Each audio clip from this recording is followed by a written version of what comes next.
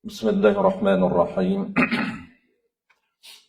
الحمد لله الذي أرسل رسوله بالهدى ودين الحق ليظهره على الدين كله ولو كره الكافرون أشهد أن لا إله إلا الله وحده لا شريك له وأشهد أن محمدا عبده ورسوله صلوات الله وسلامه على هذا النبي الكريم وإمام المتقين وقائد الدعاة المجاهدين وعلى آله وأصحابه أجمعين اللهم علمنا ما جهلنا وانفعنا بما علمتنا وجعلنا من المخلصين وصلى الله على سيدنا محمد وعلى آله وبارك وسلم والحمد لله رب العالمين أما بعد.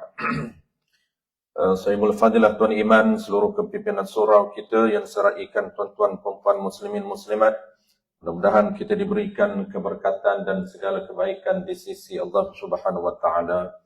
Alhamdulillah, sekali lagi tuan-tuan, pagi ini kita diberi kesempatan, peluang dan juga kekuatan oleh Allah Subhanahu wa taala untuk kita menyambung kembali pagi ini kitab muamalah. Kita sedang bincang dipanggil transaksi ataupun jual beli di dalam mazhab al-Imam Asy-Syafi'i rahimahullahu taala. Jadi dalam muamalat ini sebagaimana selalu kita sebut, transaksi jual beli merupakan tajuk induk, dipanggil ummul muamalat, tajuk yang induk di dalam sistem muamalat. Sebab itu sekurang-kurangnya dalam pengurusan harta benda ini kita mesti belajar. Walaupun topik lain tak sempat belajar, maka kita tak boleh mengkesapinkan tajuk induk yang merupakan tajuk yang praktikal dalam kehidupan kita, sebab kita tak boleh terlepas daripada jual beli. Setiap hari kita berjual beli. Jadi dalam mazhab kita, dalam kitab kita ini, untuk memastikan transaksi jual beli itu sah, sekurang-kurang mesti cukup rukun dan syarat. Rukun cukup, syarat setiap rukun itu cukup. Jadi kita selalu sebut dalam mazhab al-Imam Asy-Syafi'i, nak sempurna jual beli mesti cukup 5 rukun dan syarat. Kita akan sambung adanya pagi ini syarat baru. 5 rukun itu yang pertamanya ialah penjual dan pembeli. Penjual, yang kedua pembeli, yang ketiga barang, yang keempatnya duit ataupun harga, yang kelima ijab dan qabul. Sempurna 5. Cukup 5 dan pula setiap rukun itu mesti kita kena patuhi peraturan yang diperuntukkan. Sebelum ini kita dah bincang ijab dan qabul. Dia ada dalam kitab kita ni 6 syarat yang mesti kita follow. Dan yang kedua yang telah kita bincang bulan lepas, iaitu syarat bagi orang yang nak terlibat dalam jual beli, yakni penjual dan pembeli. Mesti ada 5 peraturan yang diperuntukkan dalam mazhab kita, sekurang-kurang 5. Kita bincang 5 syarat orang yang nak terlibat sebagai penjual dan pembeli. Dan sambung pula pagi ini barang. Ini antara syarat yang penting juga, selain daripada ciri penjual dan pembeli, iaitu barang dan juga harga. Dalam kitab kita dia ada 5 syarat barang dan harga. Yang pertama kita akan sambung, bulan lepas kita tak ambil lagi. Syarat yang pertama, barang yang kita nak beli ini ataupun duit yang kita nak tukar ini, mestilah barang itu suci. Mesti barang itu suci ataupun najis, tapi boleh dibersihkan dengan menggunakan air. Kalau bersih cara lain, tidak sah kita akad jual beli. Jadi sebelum kita nak sambung, kita dah sebut bulan lepas, Yang kata syarat yang pertama mesti barang tu suci. Ataupun barang tu mutanajis. Tapi boleh dibersihkan. Usah dijual beli. Macam mana yang kata barang itu sekiranya najis tak sah dijual beli? Contoh dulu, najis. Seperti tahi binatang. Ataupun baja. Hari ni orang praktikal ini orang beli baja yang kandungan baja itu najis. Tak kisahlah baja pokok ke baja apa sama je. Kandungan baja itu najis. Maka tidak sah diakad jual beli. Tapi kita nak juga. Maka ada pilihan dalam mazhab Syafi'i. Mazhab Hanafi lain. Mazhab Syafi'i kita fokus mazhab kita. Mazhab Hanafi boleh. Mazhab kita tak boleh nak akad jual beli. Baja ni satu ni berapa? RM5 sepaket. Maka tak boleh kita nak hulur duit, kita nak akad saya beli. Tak boleh. Kenapa? Baja itu najis. Najis tidak dibenarkan milik oleh syarak. Kalau kita nak juga, dia ada satu peruntukan. Peraturan dia, nama dia ialah akad naqlul yad. Ni jarang kita dengar tuan-tuan. Naqlul yad ni. Terbeliak lidah nak sebut pun. Naqlul yad. Naqlul yad ni nama bagi akad. Tapi kita pilih akad tu apa dia? Akad tu hebah. Hebah, kita bagi duit ni hebah untuk naqlul yad. Untuk memindahkan pengurusan harta itu jadi hak kita. Bukan milik, dia tak panggil milik. Dia panggil hak. Dalam mazhab Syafi'i ini beza hak dengan milik. Orang kita dia gabung hak milik. Dia gabung dua-dua. Ini hak milik saya. Hak lain, milik lain. Ini milik saya. Okey, ini hak saya. Lain. Macam contoh. Apabila kita duduk di surau ni tak ada milik sesiapa pun. Bukan milik pengurusi, bukan milik AJK, bukan milik Tok Iman. Masjid dan surau. Dia tak milik siapa. Tapi kalau kita duduk depan, itu hak kita. Bukan milik. Hak kita. Tak boleh orang lain kata, ke belakang lah. Ini tempat saya dah biasa saya duduk daripada dulu. Saya pada muda saya duduk sini. Dia ingat milik dia. Tepi ni tempat saya menyandar ni dia kata. Daripada dulu lagi. Mula saya duduk taman ni. Mula saya datang surau ni. Inilah tempat saya. Orang lain datang dia halau. Kenapa dia kata? Dia kata ini tempat saya. Bukan milik dia. Tidak boleh nak menjadikan mana-mana tempat di surau ini milik kita. Siapa duduk dulu, jadi hak dia. Bukan milik, hak. Maksud hak ni, dia berhak ke atas tempat itu. Orang lain kalau dia tak izin, tak boleh. Sebab dia dulu datang. Apabila dia sampai dulu di sah pertama, tak boleh orang lain halau dia, haram.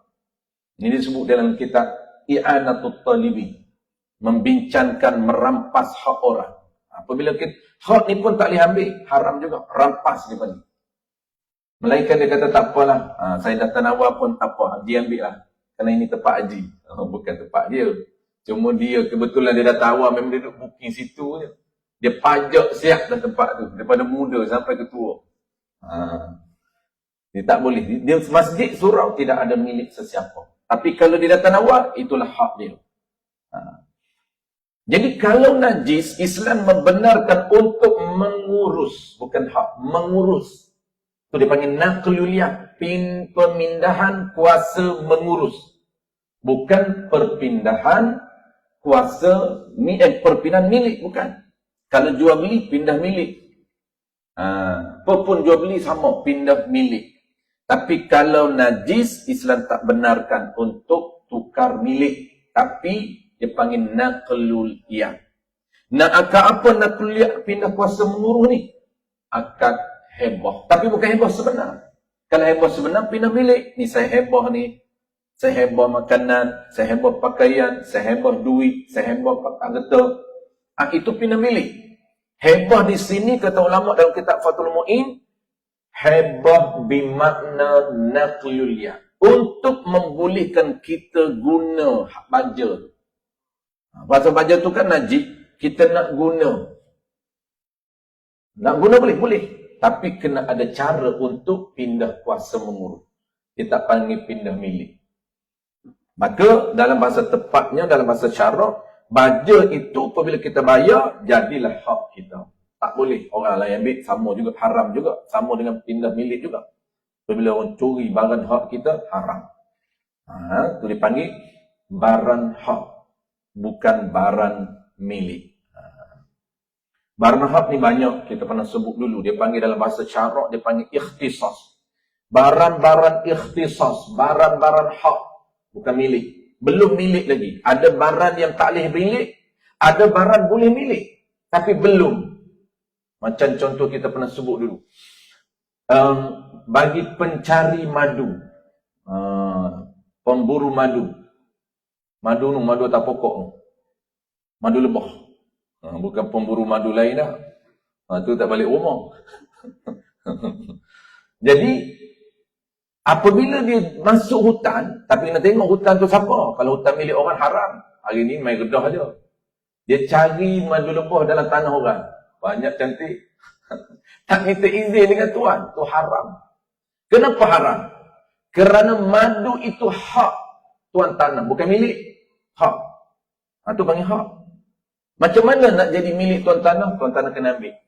Sebab madu dia datang parking, ataupun lebah dia datang parking di pokok milik tuan tanah.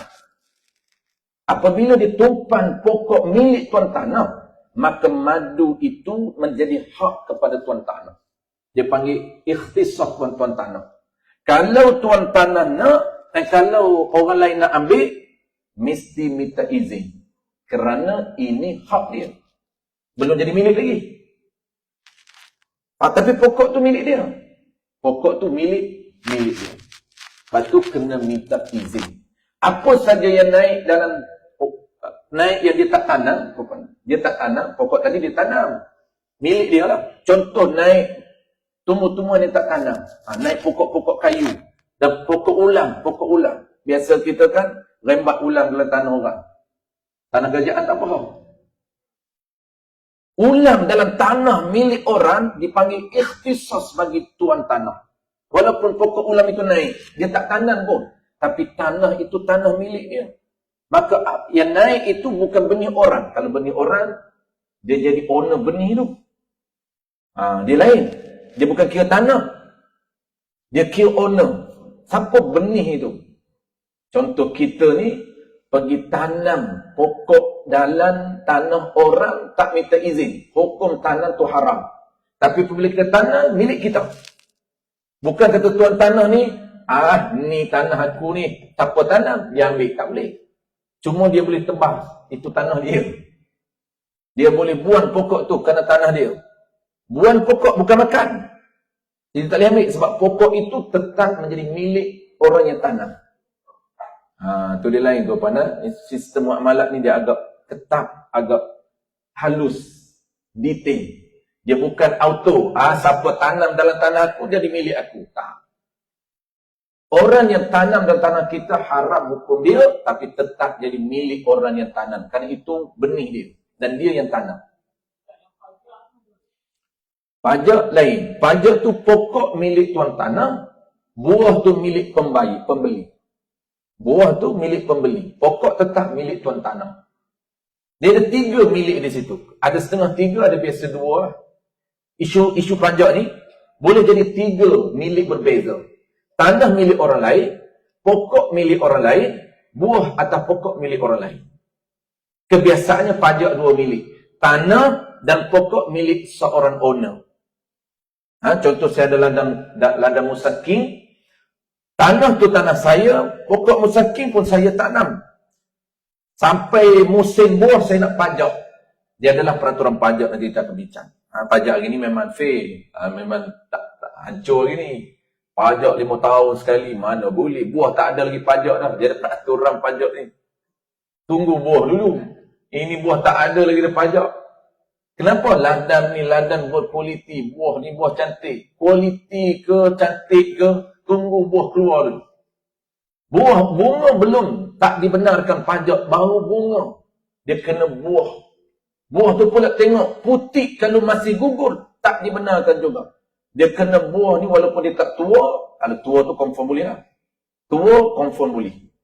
Kalau belum tua buah itu boleh dah pajak? Boleh, sekiranya dia tak, anggaran dia tak jatuh dah, tak luruh dah buah ni. Kalau angin datang pun tak luruh, hujan lebat pun tak luruh. Walaupun masih putih lagi. Itu kadar masa yang sah untuk pajak. Pajak tu bahasa kita. Bahasa syarak. Bahasa kitanya beli buah atas pokok. Beli buah atas pokok tu bagi pajak. Kadang-kadang pajak, kita disebut pajak apa, entah pajak ni.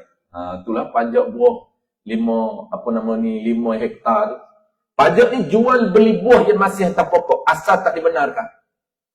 Asalnya nak jual beli buah mesti potong, buat turun bawah dulu. Itu asal dia. Tapi oleh kerana memerlukan, situasi memerlukan buah tu biarkan atas pokok, maka Islam membenarkan untuk jual beli buah yang berada di atas pokok. Asal tak boleh. Oleh kerana situasi terdesak, maka Islam membenarkan. Tapi dengan syarat yang ketat. Syarat dia mesti buah tu keluar dulu. Lepas tu kalau buah tu putih lagi, ada syarat dia. Sah. Macam mana syarat sah? Jadi, biasanya pajak ni dua owner. Apabila sah jual beli itu, maka buah tu dah atas pokok. Pokok tu masih tetap owner punya, tetap pemilik tanah punya. Tapi buah yang ada di atas pokok itu milik orang yang memajak tadi. Asalnya apabila buah tu di atas pokok, tuan pokok tu boleh, saya tak nak barang buah ni bukan milik saya dah. Saya tak nak berada atas pokok saya. Kena ambil. Asal macam itulah. Tapi ada perjanjian. Boleh dibiarkan atas pokok mengikut kadar masa persetujuan bersama. Berapa lama tuan pokok tu benarkan buah itu berada di atas pokok. Itu dia panggil terma dan syarat yang mesti dipersetujui bersama. Pajak. Okey, kalau sawah ni ada yang boleh dipajak, ada yang bukan guna sistem pajak. Just upah dia. Upah lain. Pajak lain. Pajak. Ada yang sewa. Biasanya sawah ni dia sewa pun ada, pajak pun ada. Sewa. Sewa lain. Sewa sawah ni 20 ekar sewa. Lain. Apabila kita sewa tu apa? Bukan milik kita, kita milik manfaat je. Tanah tu tetap owner punya. Cuma manfaatnya untuk tanam padi. Kita boleh. Bercucuk tanam, kita boleh. Sebab kita sewa manfaat sawah tadi. Siapa nak bercucuk tanam? Kita boleh, kita upah orang boleh. Upah tu tenaga kerja kita lah. Tapi status sawah itu sewa. Dipanggil akad sewa, bukan akad pajak. Boleh pilih lah. Biasanya orang dulu popular diguna akad sewa. 20 hektar dia sewa, 30 hektar dia sewa. Kalau pajak ni, dia tak ada. Dia pajak, maksudnya padi tu dah masak dah, baru dia mula pajak. Baru dia beli. Pajak ni belilah. Sewa bukan. Sewa dia yang buat. Dia sewa tanah je. Dia sendiri buat. A to Z dia sendiri buat ladang tu. Sebab dia sewa tanah sahaja. Adapun pajak, owner yang buat, dapat hasil, dia beli buah. Beli buah apa? Beli buah atas pokok. Beli buah yang masih berada di atas pokok. Itulah dia pajak. Kalau pajak buah lah, pajak ladang. Pajak rahnu lain pula. Pajak gadai tu. Pajak gadai lain. Pajak gadai hutan. Kita tak nampak hutangan. Nak berhutan, kena ada benda cagaran. Tu pajak gadai tu. Tu paling gadai tu. Pajak tu tempat gadai tu. Tempat orang menggadai. Gadai tu apa? Cagaran harta. Kenapa nak kena ada cagaran harta? Sebab nak berhutan.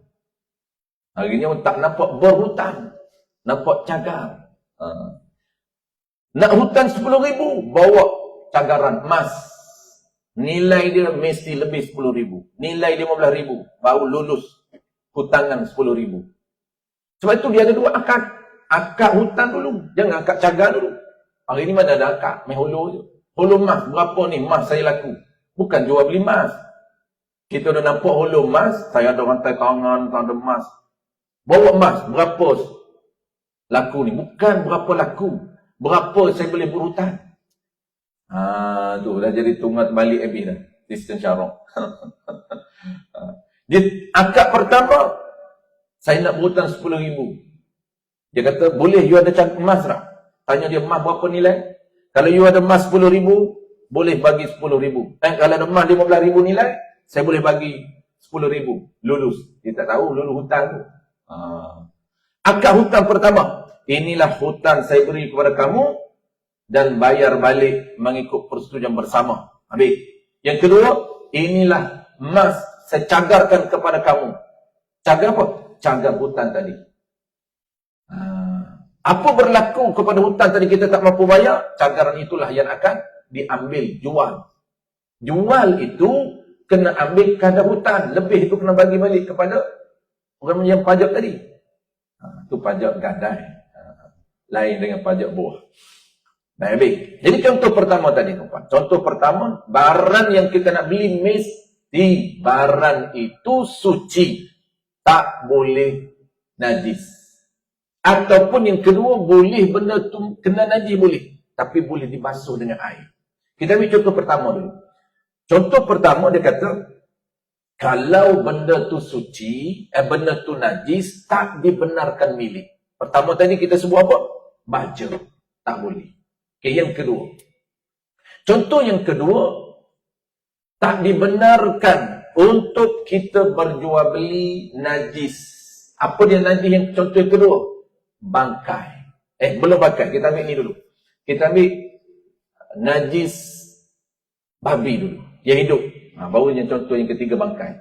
Babi ni, kenapa dia masa dia hidup pun belum bangkai? Bangkai sekejap lagi. Masa dia hidup pun tak dibenarkan untuk akad jual beli. Babi. Kerana diri babi itu najis. Tak boleh kita nak akad jual beli. Bukan saja tak boleh akad jual beli, hibah tak boleh. Orang lain dia tak faham.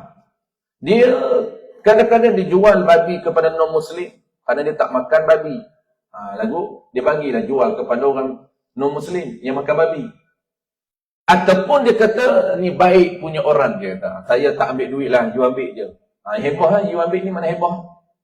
Dia tembak babi belakang rumah. Kamu dia panggil kawan dia non-Muslim, angkut. Baliklah buat apa saja. Sup ke apa, ke goreng ke apa. Haram hukum dia. Bagi itu tidak sah. Kenapa? Jual beli pun tidak sah, bagi pun tidak sah. Kenapa tidak sah jual beli? Kerana dia najis. Kenapa tidak sah juga bagi hebah? Dua sebab. Pertama najis, yang kedua benda itu larangan walaupun untuk orang Islam.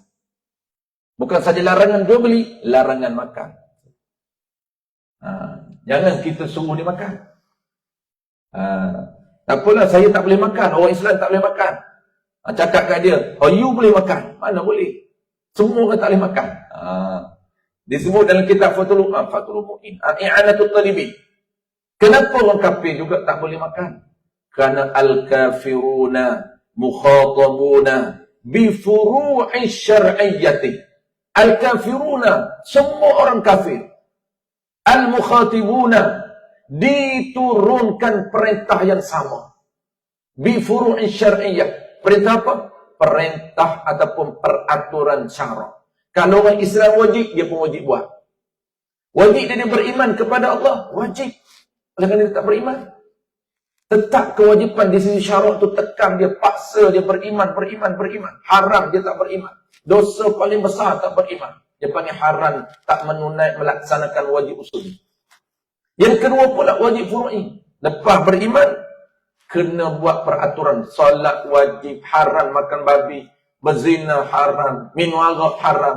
Semua haram mereka buat. Sebab tu kita tak boleh. Tak boleh kata, tak apa, dia orang tak apa, kita tak boleh. Bahkan kita benarkan. Kita benar macam mana? Kita bagi free je untuk dia makan. Kami tak boleh makan, dia boleh makan. Haram. Kerana dia pun haram makan. Sebab itulah hukum jual beli dalam bulan Ramadan. Kedua-dua tak boleh. Orang Islam jual beli kepada orang Islam pada siang hari bulan Ramadan yang diyakini ataupun zon makan belum waktu. Haram jual beli. Kita buka kedai, buka restoran awal, pukul 2 buka datanglah mamak ni, kita yakin atau zon, game plastik hitam, yakin atau zon, bukan syak makruh, yakin ni kaki tak puasa ni, ataupun kita zon ni berat sangka, ada qerinah zahirah, ada bukti yang memang tak puasa ni, haram, lagi tidak sah jual beli. Kita jual beli tu makanan kepada dia tu haram. Kenapa? Kerana dia orang Islam wajib puasa dan orang kafir pun sama. Orang kafir datang, kita yakin memang kafir tak puasa ni, tak boleh jual makanan kepada mereka. Habis, itu 2 contoh. Contoh ketiga. Contoh yang ketiga, kalau jual bangkai, yang tadi najis arak, najis khinzir, babi dan baja, tahi binatang, tidak sah akad jual beli. Yang kedua pula bangkai pun najis, tak boleh diakad jual beli walaupun bangkai harimau tak boleh. Last sekali, melainkan, ni kita nak cerita yang boleh, melainkan najis yang boleh dibersihkan. Dia bukan najis, dia panggil mutanajis. Benda ini kena najis tapi boleh dibersihkan dengan air. Bersih dengan air tak boleh. Contoh pakaian kita nak jual, tapi pakaian itu adalah tumpuk-tumpuk darah. Najis tak? Najis darah itu. Pakaian itu kena najis, barang itu kena najis. Diri tak najis, diri itu tak najis. Telur, kita beli telur ayam, ada lendir-lendir dan bercampur dengan darah. Telur ayam itu, telur itu tak najis, cuma benda di telur itu ada najis di telur. Itu dipanggil mutanajis. Boleh bersih? Boleh. Sah dia akad jual. Kalau telur yang ada lendir itu najis. Dia baru bertelur kan, keluar lendir, lepas tu ada siap-siap dengan berkesan-kesan merah darah. Itu bagi mutanajis. Benda kena najis yang boleh dibersih dengan sah jual beli. Contoh yang paling praktikal. Ni selalu orang tanya. Dia kata ada orang kata tak sah. Tak sah sebab dia tak faham. Ayam, kita beli ayam di kedai. Ayam di kedai kita beli belum diproses. Dia sembelih dia, belum dicabut bulu apa lagi. Dia sembelih, darah masih ada di leher ni. Bulu-bulu apa semua ada. Dalam tu pula tahi pun ada. Adakah sah? Jawab dia sah. Walaupun darah ada di ayam itu, darah itu najis. Walaupun di dalamnya ada najis yang belum dikeluarkan, ada tahi belum dikeluarkan, sah akad jual beli. Kerana ayam itu dirinya tak najis, cuma ada di badannya mutanajis. Ada di badannya najis. Boleh bersih? Boleh. Maka sah akad jual beli ayam belum dibersihkan darahnya, belum dikeluarkan perutnya. Ada orang fikir menggunakan akal dia. Dia kata siapa jual ayam di pasar, tak bersih darah dia, tak keluarkan najis dia, tidak sah. Kenapa? Kerana jual najis. Beza jual najis dengan jual benda yang kena najis. Tu beza. Ada yang tidak sah. Tidak sah macam mana? Kalau benda itu ketika kita jual, benda itu najis, hanya boleh dibersihkan dengan cara macam mana? Dengan cara sama. Itu tak boleh. Itu tak sah. Contoh kita jual kulit binatang. Kulit binatang ketika kita jual, belum disamak. Bukan kulit lembu yang disembelih, itu tak jadi tak makan. Kita jual kulit harimau. Kita jual kulit biawak. Kulit biawak, kulit harimau, kulit buaya. Kulit dia tu kita jual belum disamak. Itu tidak sah. Kena bangkai. Kena samak dulu baru sah. Kena samak dulu baru sah dijual. Habis. Jadi, ayam tu tuan-tuan, kesimpulan ayam tadi, dia kalau ketika hidup, sah dijual. Ketika hidup, sah dijual. Ketika mati, kita sembelih, mati sembelih belum dibersihkan, juga sah dijual. Ayam tak menjadi isu. Melainkan ada satu situasi ayam haram dijual, iaitu jual ayam hidup kepada orang kafir. Ini disebut dalam kitab I'anatul Talibin. Itu haram. Sekira kita yakin atau zon. Ulima au zonna. Yakin atau zon, mereka ini akan makan ayam itu cara bunuh. Tak boleh. Nah, itu haram kita jual binatang hidup, haiwan hidup, belum disembelih, kepada orang kafir yang kita yakin atau zon mereka akan bunuh sebelum makan. Tak boleh. Habis. Baik, penutup untuk syarat pertama. Ada yang sah, dia kata.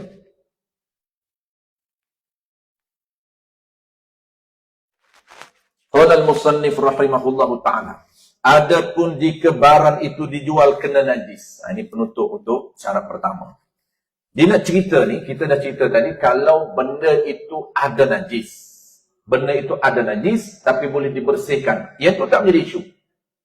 Ada juga situasi benda itu kena najis.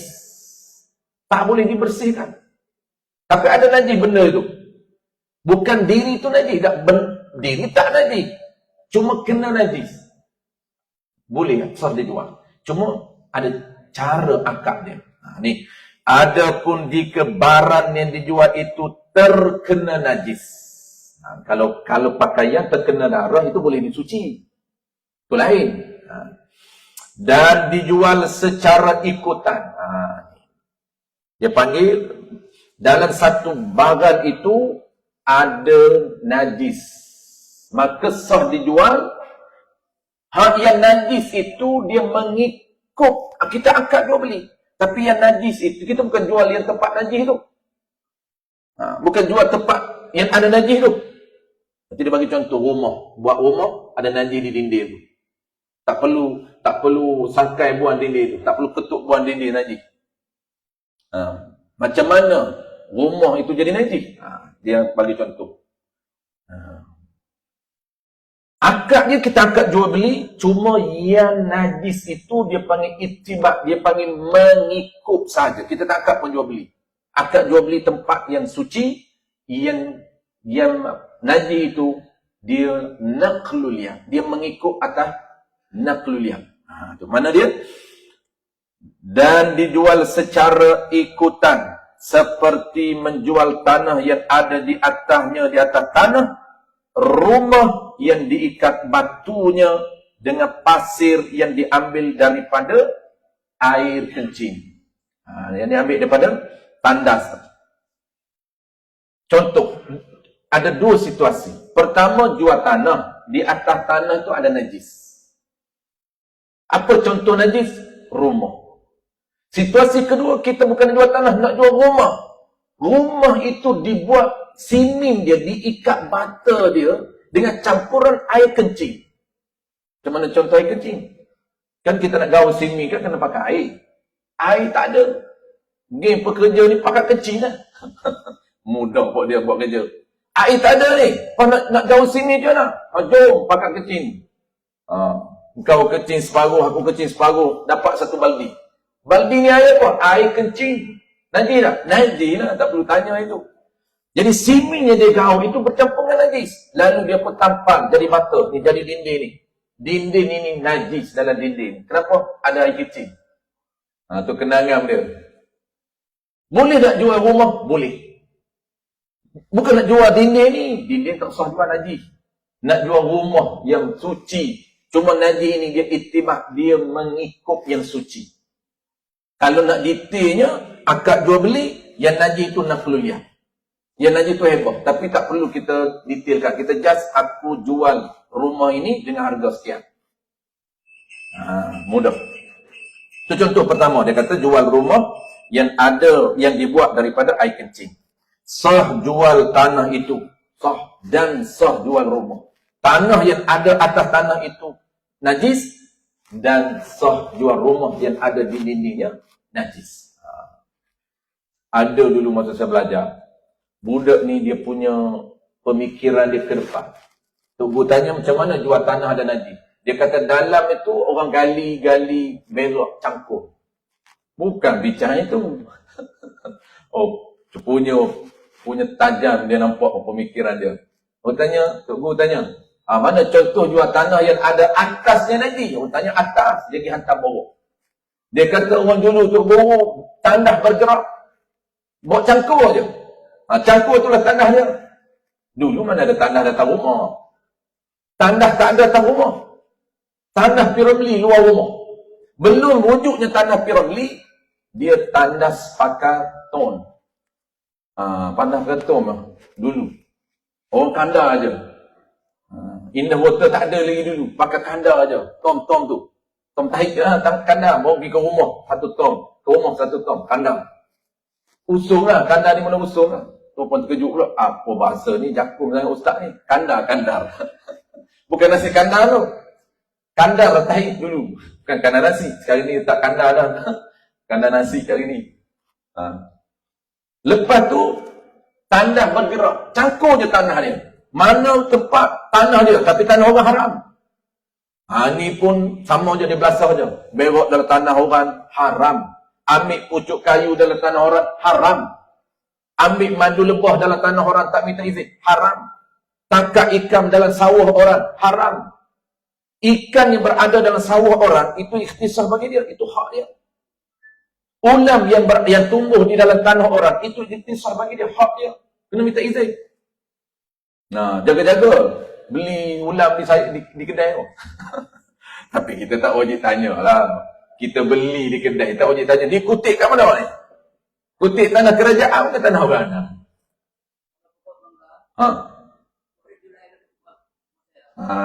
Ini pun popular tuan-tuan. Orang fikir apa?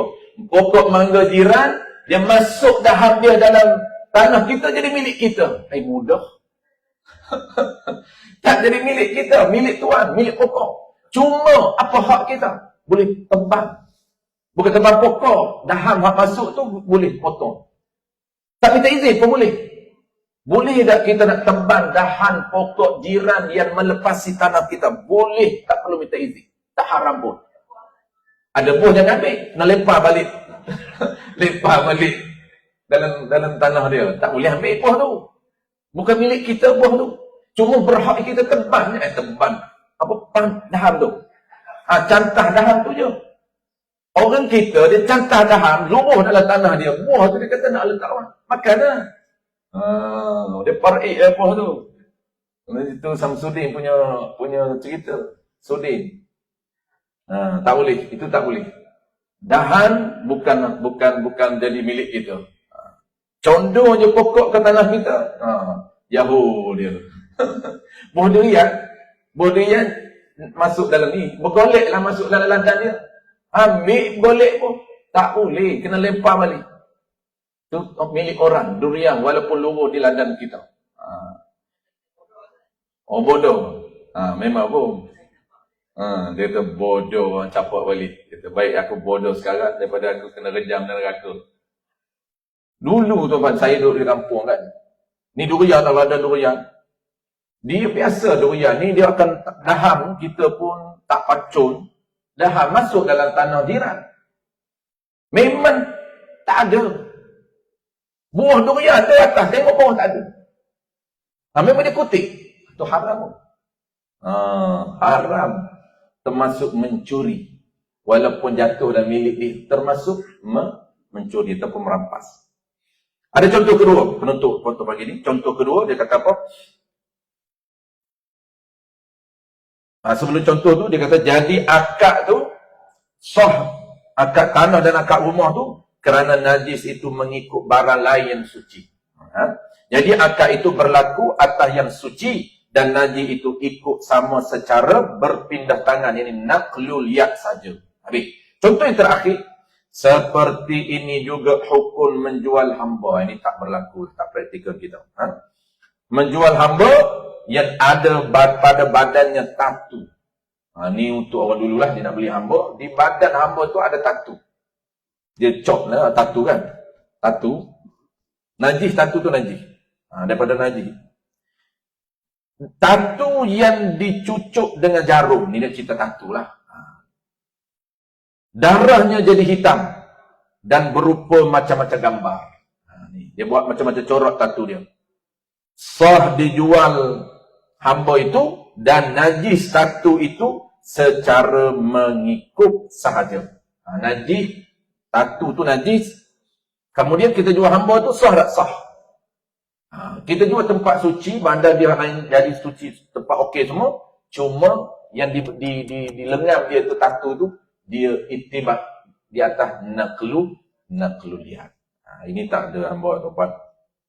Cuma dia akan berlaku balik hamba akhir zaman. Berlaku peperangan negara Islam dengan negara kafir, maka tawanan dia. Islam menawan orang kafir itu, raja, agung lah kalau kita agung.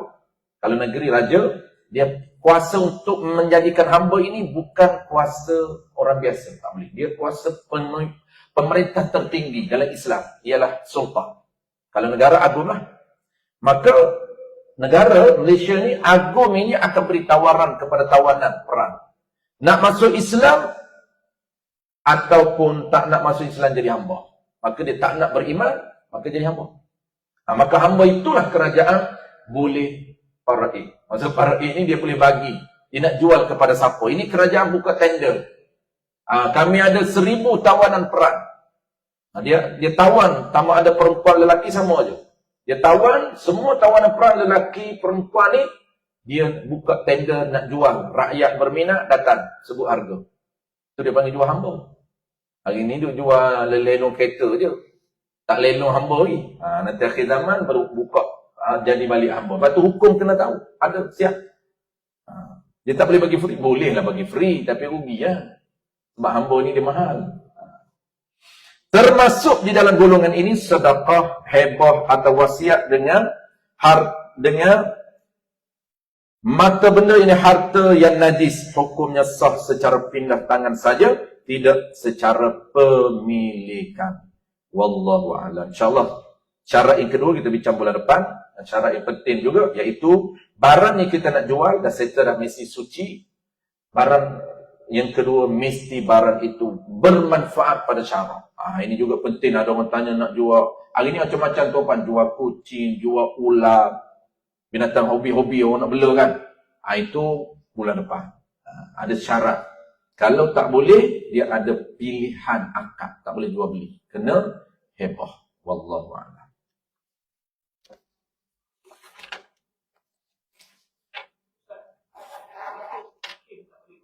Kucing. Kucing tak boleh jual beli bulan depan. Topik khusus bulan depan. Kalau panjang umur lah. Dia sebab tak boleh jual beli ni, jawapan simple pagi ni, kerana dia tak bermanfaat di sisi syarak.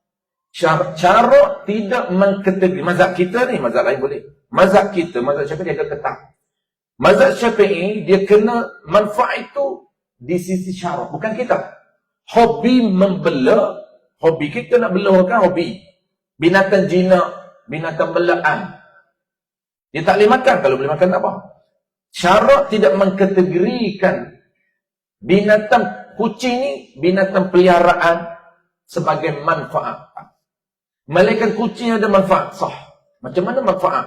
Syarak kategorikan manfaat itu seperti kucing yang ada kepakaran. Kita latih dia. Kucing terlatih untuk menangkap tikus.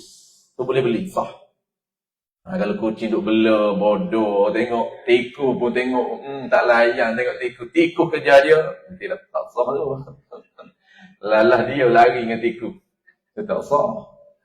Wallahu'alam. InsyaAllah ada soalan tuan, kita simpan bulan depan. Jadi bulan depan tu banyak soalan lah sebab dia agak praktikal lah. Bismillahirrahmanirrahim. Alhamdulillahirrahmanirrahim. Wassalatu wassalamu ala ashrafil anbiya'i wal mursalin wa ala alihi wa ashabihi ajma'in.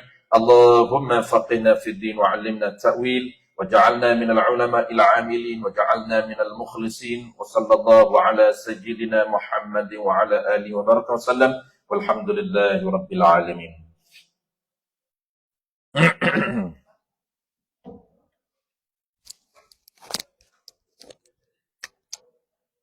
Bila siapa, Pak? Bila siapa? Daripada pilih. Mana mai? Oh, esok ya.